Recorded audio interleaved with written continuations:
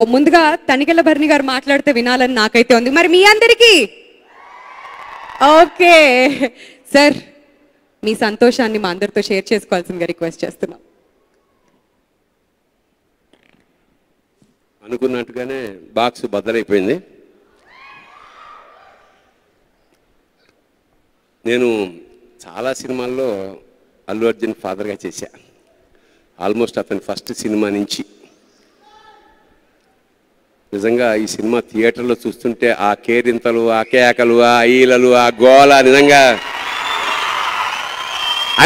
Unbelievable అన్నమాట. Mind blowing చాలా. ఎందుకంటే అన్ని సమపాళ్ళలో కుదిరిన ఒక షడ్రసోపేతమైన భోజనం అనమాట.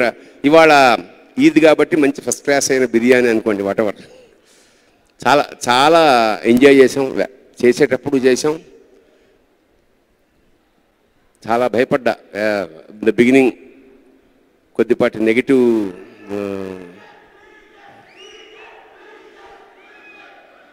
So anyhow by God's grace చాలా చాలా సెన్సేషనల్గా ఉంది. థియేటర్లో చూసి తీరాలి. నేను శ్రీరాములు థియేటర్లు చూస్తుంటే అలా గాల్లో తేలిన ఆనందం కలిగింది.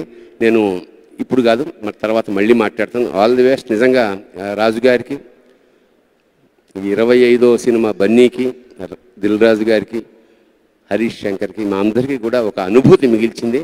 It's was a wonderful memory for us. Thank you sir. అయితే ఒక చిన్న క్వశ్చన్ సార్ మీకోసం.